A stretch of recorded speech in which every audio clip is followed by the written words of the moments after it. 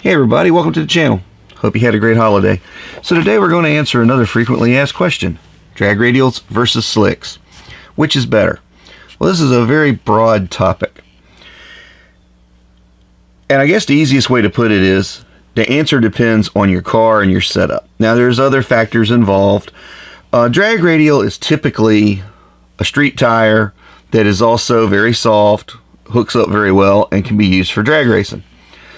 A slick is a slick. It has no tread. It is typically a bias ply tire, though now you can get what's called a pro radial, which is a drag radial that's a slick or a slick radial. So there's three things running in the mix.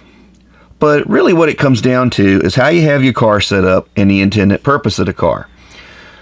It's about 50-50 if you talk to guys and talk to the professionals and talk to the racers and talk to the tire companies. It's about 50-50 on which one's better. And on any given car, on any given track, on any given day, like most things in racing, one might have a slightly better advantage than the other for that period of time at which the track's at the just right temperature and the ambient weather conditions are about right for the weight of that car. Now, drag radials are radials. They are just that. They are steel-belted radial tires. They just happen to be primarily made for drag racing, and they're made out of a soft, sticky compound. Slicks, except for the radial slicks or the pro radials, are a bias ply nylon corded tire. They typically have a very soft sidewall, but you can order them specifically with a stiff sidewall. Drag radials, because they're steel belted, won't wrinkle the sidewall as much as slick will. Some people like that little bit of wrinkle. It gives them a little bit more footprint if you got it set just right. And this goes into tire tech and tire engineering and theory and all that, and we're not going to get into that today. But that's kind of the differences between them. Drag radials tend to do better on a heavy car or heavier car. You can get a stiff-walled slick that do better on a heavier car.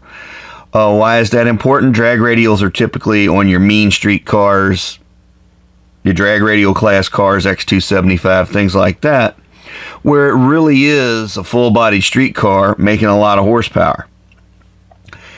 They pretty much stick to anything, but once again, it depends on a given day, whether or not it does what you need it to do. The main takeaway from this is, look at what you're doing when you start your project. Think about the primary use of the car, or if it's a mixed use car, i.e. you drive it to shows, drive it on the street a little bit, that kind of thing. It may behoove you to just have a set of slicks on a rim sitting in the garage or the shed, whatever, for when you go to the track, for track days, or you go to a specific 10.5-inch event, whatever it is you're choosing to do.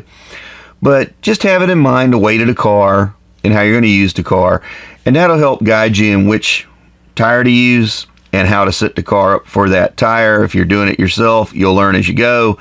If you're working with a chassis guy, you know you need to tell him, hey, I'm going to run slicks, I'm going to run radials. Maybe he can give you two setups to show you how to put them in so that you can make the necessary chassis adjustments to use whichever tire you happen to have available at the time. Gives yourself more options. Anyway, that's my thoughts on the big debate of radial versus slick. If you got any questions, put them in the comments. I'll try to get to them, make a little quick video out of them. We'll have some more fab work coming up soon. Got some stuff coming in for the winter I'll need to be working on. And until next time, as always, practice your skills, learn a new one, turn that skill into craftsmanship. You never know how far it'll take you. Thanks for watching. It's been Fab Race Mod Repeat. Have a great day.